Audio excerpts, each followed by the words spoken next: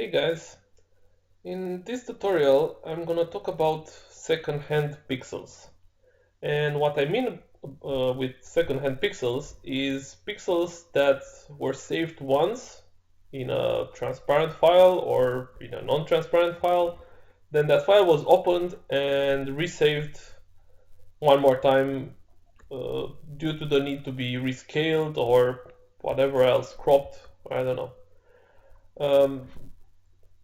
There is an issue with the second-hand pixels that the anti-alias for files is made up of one solid pixel, one transparent pixel that has a percentage with something between 0 and 100 of opacity, and then a transparent pixel.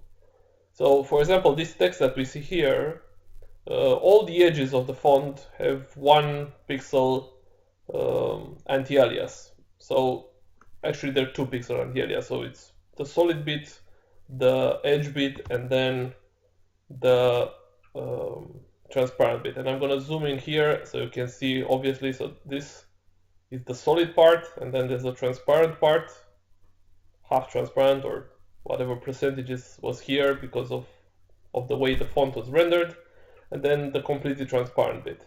And this goes all the way up to here. So wherever you're gonna see here, there's pixel, half transparent or whatever this percentage is, and then completely transparent.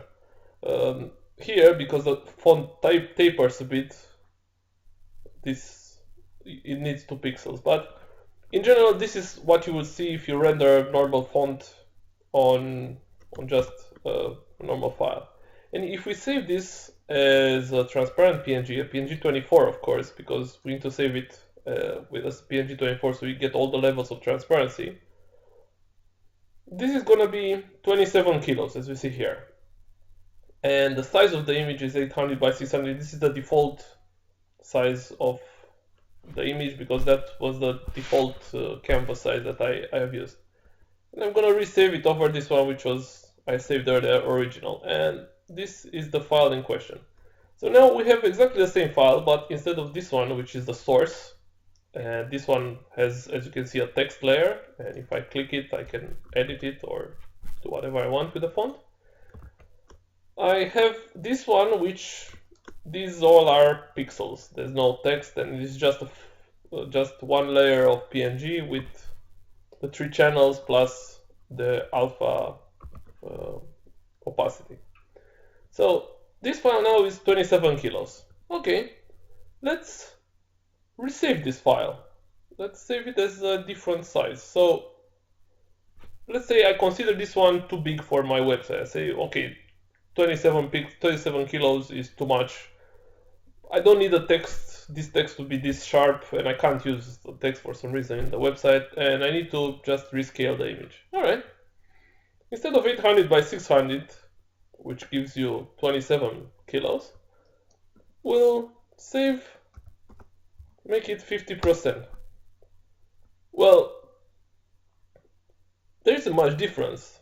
The resolution is half on both sides, so this is actually an image which is 4 times smaller than this one. But here, when you look at the size, it's almost unchanged. If you change it less than that, if you make it like 75%, it's even bigger. So it's 48 kilo instead of 27, while I'm actually losing resolution. And this may appear weird, but that's because of course we're not getting any information.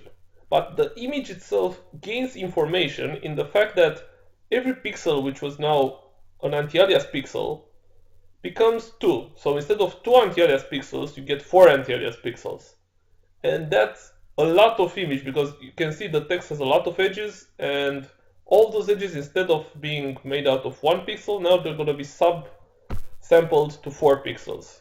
So you're going to embed a lot of information and you're not getting anything. So you're getting an image which is the same size in bits, but half of the resolution. So it's no good. And that's why I'm calling those second-hand pixels, because these are not first-hand pixels saved from from the vector graphics. Text is vector graphics, or a shape would be vector graphics, or a smart object containing vectors from Illustrator would be vector graphics. This is the first hand pixels. This now here is 0 hand pixels because these are still font. Only when I save those as a transparent PNG, I'm getting the first hand pixels. But if I rescale this image to 400 and save it for web and devices, now it's 15 kilos. So of course all the edge of the font still needs 2 pixels for anti-alias, but they're pixels obtained directly from the vector shape of the font, not from other pixels which were in turn resaved. And that's also, of course, this is also true for JPEG files. Everybody knows that you shouldn't resave JPEG files because the compression keeps getting worse and worse. And in the description of the video, I'm going to put a link to a video that shows what happens if you keep resaving your file, your JPEG file, over and over and over. So whenever it's possible, just save images from the source, be that a Photoshop file or an Illustrator file or whatever you need to do. Just rescale the whole thing and then resave it instead of just opening an image, rescaling and saving it again, because as you see, even at 50%, just below 50%, you're going to start feeling a difference in byte size, while 50% makes the image 4 times smaller. So you're losing so much of the resolution that you could have used the original one as it were. That said, be careful that HTML only calculates interpolating the image if it's more than 50% in scale displayed on the screen.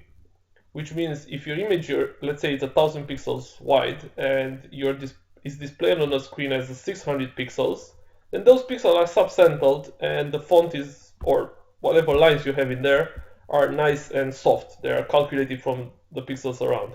If it's less than 500 pixels, then it will need to calculate all the pixels rendered in HTML from 3 or more pixels.